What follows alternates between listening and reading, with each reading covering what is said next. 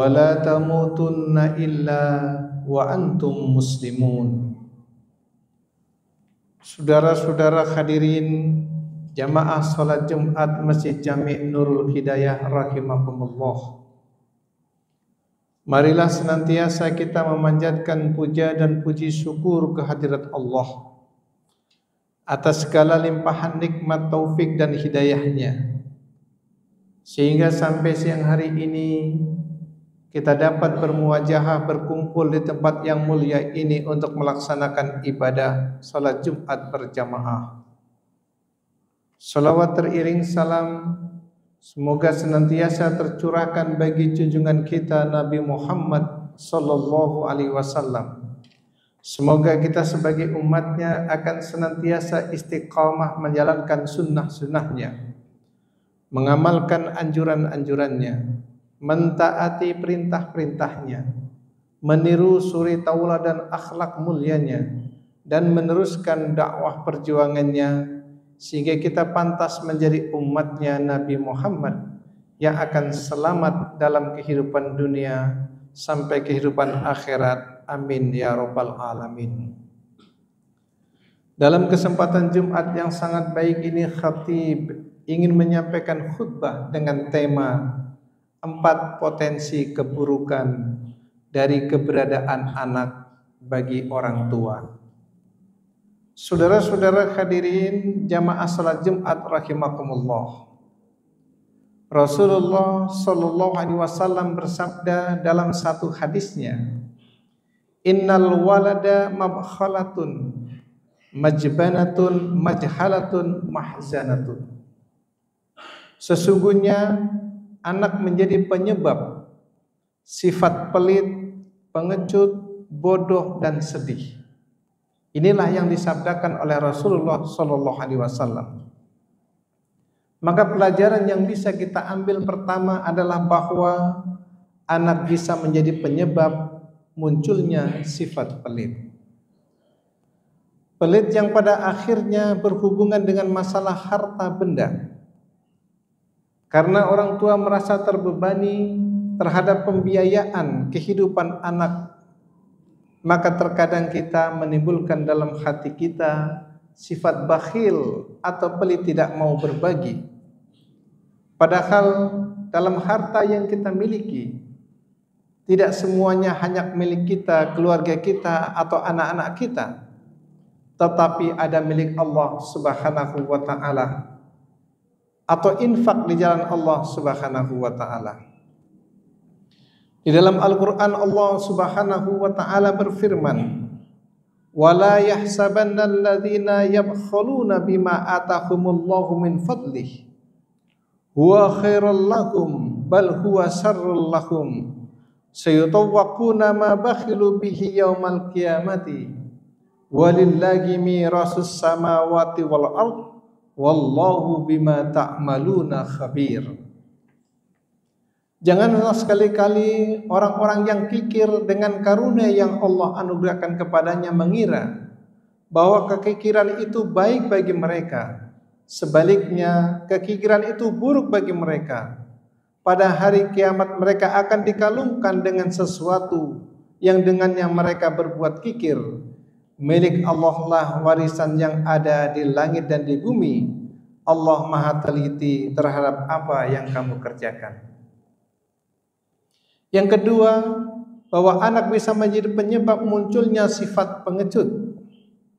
Dalam hadis tersebut di atas, Rasulullah sallallahu alaihi wasallam menerangkan bahwa kecintaan orang tua terhadap anak, rasa takut kehilangan mereka, rasa takut berpisah dengan mereka yang berlebihan, sehingga menimbulkan bagi kita sebagai orang tua muncul sifat-sifat pengecut, takut kehilangan mereka. Sehingga terkadang dakwah terkendala, berbuat baik terkendala karena pengaruh daripada anak-anak yang kita miliki. Hal ini pernah terjadi pada umatnya kaum Nabi Musa alaihissalam. Ketika itu mereka diajak berperang, berdakwah bersama Nabi Musa alaihissalam.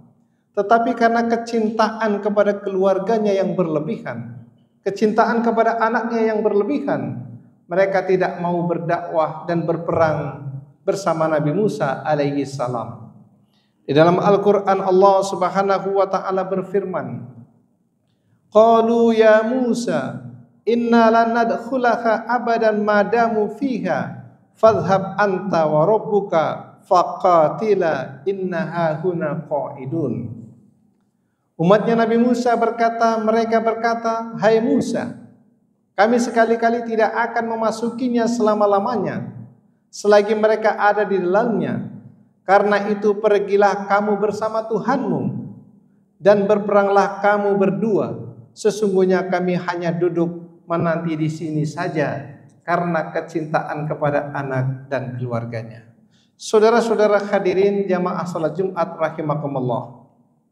Yang ketiga, bahwa anak bisa menjadi penyebab munculnya sifat kebodohan. Kebodohan berhubungan dengan ilmu pengetahuan. Sehingga karena disibukkan dengan urusan anak, terkadang kita tidak memiliki waktu untuk meningkatkan ilmu pengetahuan kita.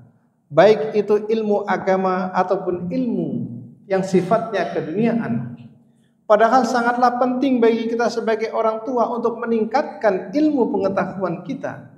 Apalagi ada kewajiban kita mendidik anak-anak kita dan memberikan bekal pengetahuan kepada mereka. Sehingga terkadang inilah yang membuat kita lalai terhadap ilmu pengetahuan.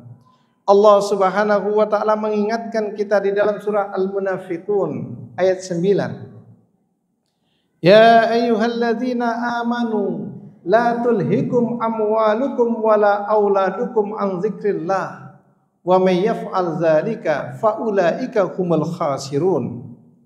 Wahai orang-orang yang beriman, janganlah harta bendamu dan anak-anakmu membuatmu lalai dari mengingat Allah Subhanahu wa ta'ala. Maka siapa yang berbuat demikian, mereka itulah tergolong orang-orang yang merugi. Kemudian anak sebagai penyebab yang terakhir atau yang keempat adalah anak bisa menjadi penyebab munculnya sifat kesedihan. Berapa banyak hadirin dan hadirat semuanya yang kita dengarkan di akhir-akhir ini, ada seorang anak yang berani kepada orang tuanya. Ada seorang anak yang melawan kedua orang tuanya, bahkan sampai berbuat membunuhnya, menghilangkan nyawanya. Tidak hanya keluarga kakak dan adiknya, ini orang keluarganya, ibunya yang mengandungnya, orang tuanya yang mengasuhnya, berani dan berhasil dibunuhnya. Hal ini betapa dekadensi moral sudah terjadi pada masa kita sekarang ini terhadap anak-anak kita.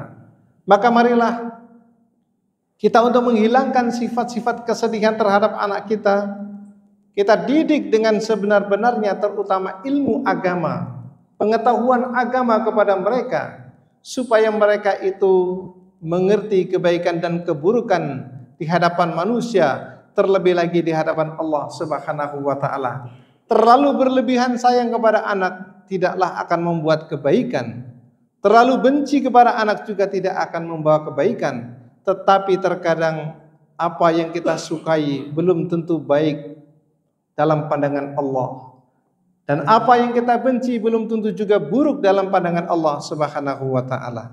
Di dalam Al-Quran Allah Subhanahu wa ta'ala berfirman, Kutiba alaikumul qitalu wa huwa kurhul lakum wa asa an takrahu syai'aw wa huwa khairul lakum wa asa an tuhibbu syai'aw wa huwa syarrul lakum wallahu ya'lamu wa antum la ta'lamun. Seperti diperintahkan kepada kamu berperang, yang itu adalah engkau membencinya, tetapi terkadang apa yang kamu benci baik di hadapan Allah Subhanahu wa ta'ala. Tetapi apa yang kamu sukai buruk dalam pandangan Allah Subhanahu wa ta'ala, Allah mengetahui, sedangkan engkau tidak mengetahui rahasia yang diberikan oleh Allah Subhanahu wa ta'ala. Demikianlah mudah-mudahan kita senantiasa mendapatkan perlindungan dan petunjuk dari Allah Subhanahu wa ta'ala, sehingga kehidupan kita akan membawa kebaikan dan keselamatan dalam kehidupan dunia sampai kehidupan akhirat. Amin ya rabbal alamin. Barakallahu li wa lakum fil Qur'anil azim wa nafa'ani wa iyyakum bima fihi minal ayati wa dzikril hakim wa taqabbalallahu minni wa minkum tilawatahu innahu huwas samiul alim wa qur bi fir warham wa anta arhamur rahimin.